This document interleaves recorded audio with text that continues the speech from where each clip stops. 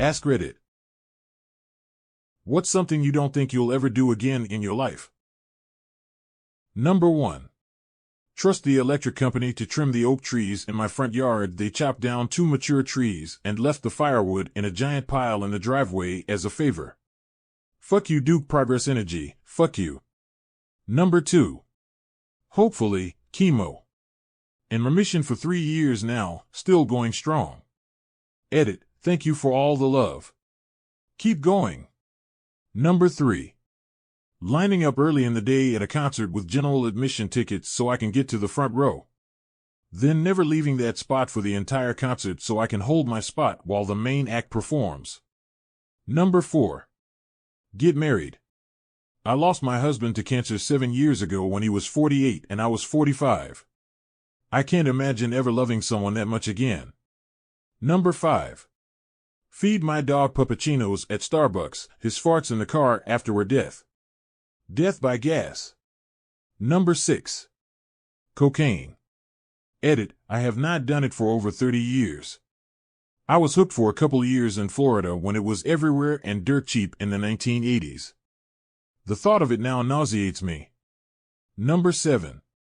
Pick up and snuggle the kids. They're grown now with kids of their own.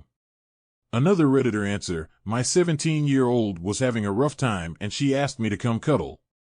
I've never moved so fast in my life. She hasn't asked for a cuddle in years. That's just cute.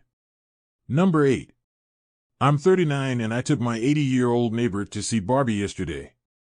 She was my 11th grade English teacher and we have a strong bond. Anyone wondering, she laughed and cried as much as I did. She also thanked me profusely for inviting her. If you want to make someone's day, bring an elderly woman to see Barbie. Number 9. I did the Wild Cave tour at Mammoth Cave where it's like a 6-hour caving adventure and I'll never do it again. I didn't think I was claustrophobic, but crawling through spaces so narrow you have to lay flat on your stomach and shimmy your body with no room to even lift your head or turn around. Never again. Some of the areas you crawl through are so tiny that they actually have height and chest circumference limits so people don't get stuck. Number 10. For me, it was being pregnant.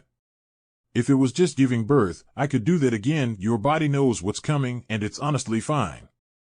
I mean, it sucks, but it's fine. For me, being pregnant was 9+ months of absolute misery, and I never had it in me to do it all again. The postpartum period sucks too. It's basically a year and a half of misery. And I looked like hell the whole time, and I'm very vain and basically never want to look like hell. That being said, I probably would have done it again if my husband wanted another baby. But he waited until I was like 38 to suggest another. GTFO LOL. Our kid is in high school. Number 11. I don't believe that I will be strong enough throughout, but I hope I never try to end my life again. Another Redditor answer, I was enraged at life in those stark seconds. At the prospect of futility and forceful existence. Mad that I'd kept healthy and healed too fast to stay asleep. Didn't go far enough to stay gone. I stared oblivion in the eye and we both blinked. I was about 2 hours over my checkout time, but I'd become friendly with the staff so they didn't charge me the extra day. I don't know about never trying again, but I know failing at it is a depressing, almost insulting return to reality. So, 2 stars, wouldn't recommend. The suicide attempt, not the hotel. It was probably a solid 3. Number 12. Go to a concert where I have to stand. I'm too old for that shit, please just give me seats. Number 13. Have friends like I used to when I was 12. Hell, do any of us? Stand by me. Here's a little background on me. I've dealt with cancer, losing family members, long-term girlfriends, etc. You know life. Losing my 2 best friends I knew for 40+ years probably hurt the most. The first one I met when I was 5. We went to grade school, high school, and even college together. When his father passed, I immediately flew out to see him and do anything I could to help him through. About 4 to 5 years ago, he inherited a lot of money. The conversations always went to what new toy he just bought himself. It seemed that slowly his personality started to change. He started to indulge in plenty of drinking and drugs. 10 years ago he looked like Ashton Kutcher. Today he weighs 400 pounds and looks like hell. The worst part, when I was a bit shaken waiting for results from a biopsy. He never even followed up to ask about the results. Later, when I mentioned I was having surgery the following week, he completely forgot and said, "I didn't know you had surgery." I could go on, but I think you get the idea. Sorry about rambling on. Maybe it's sort of a therapy for me. Number 14. Be a police dispatcher. I did it for 2 months. My coworkers sucked and were super annoying, but I found the job to be pretty easy up until I got a call from someone whose friend posted suicidal stuff online, and they are calling to do a welfare check. A few months before I was that person calling, and my friend ended up killing himself. I froze. Decided it's not for me. My coworkers, all being dog shit people, didn't help. One was super racist against Asian people. Anytime someone would have an Asian name after she got off the phone with them, she would either say they speak very good English or they don't speak the English very well. The guy got shot and called 911 for help and died on the phone with one of my coworkers. When she was describing the call to us, she was crying laughing when describing the guy gasping for air and playing it out for us. She also talked about all the times she drank and drive. I reported her to HR, then a couple months later she was chosen as Dispatcher of the Year. Yikes. Number 15. Meth. 17 years sober. Didn't realize it had been so long. Was feeling like shit today, but that's cheered me up. So glad I'm nowhere near having that life. I remember sitting on a bed somewhere, use your imagination, just praying to a God I didn't believe in to get me out of there. Had a lot of hell from that point still to come, but that was the tipping point. I was going to leave that life if I had to go scorched earth on everything I had and everyone I knew. Number 16. Honestly, porn.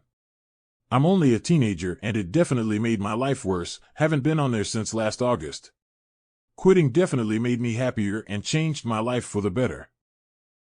Maybe I should try that too? Number 17. Casually date someone who is already casually dating a friend. Pro tip, it's never that casual. There are almost always more feelings involved than everyone is willing to admit, and at least one person is going to walk away hurt. If you're new to the party, there's a good chance it's going to be you. In general, casually dating people beyond a few get-to-know-you dates is probably not my bag.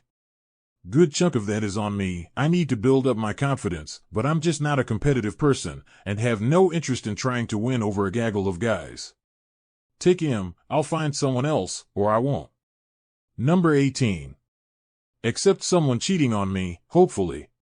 In the past I've chosen to keep the relationship going because of things like sunken cost fallacy, keeping the family intact, etc.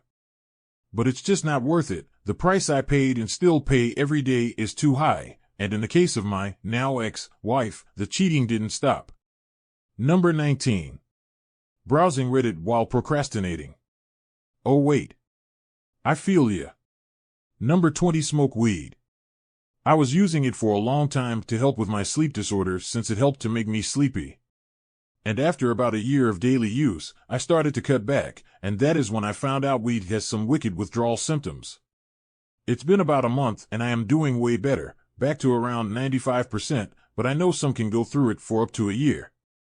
It was gnarly and I never want to touch the stuff again, even occasionally. Number 21. Work under a supervisor who threatens employment status as motivation. I'm at a new job, and seeing the difference is making me realize the emotional toll that's been taken from me. Some bozo constantly weighing out my livelihood like it's a game is something I'll never endure again. That kind of harassment, manipulation is subhuman. There are plenty of companies perfectly willing to accept my ethic and skill. The grass is, in fact, greener on the other side. Go find it, you're worth it. Do whatever it takes to leave these bozos holding the bag. The world will be a better place without them, and the more we get up and leave, the less of them there will be. Number 22. Hook up with a hot 26-year-old redhead. Largely because I'm almost 50, married, and just don't have the patience to try to date a 26-year-old anymore. But why only the redheads? Thank you for watching and listening to this video. If you would, go ahead and give that like button a smack and the subscribe button a smash for more videos. Smack and smash. See ya.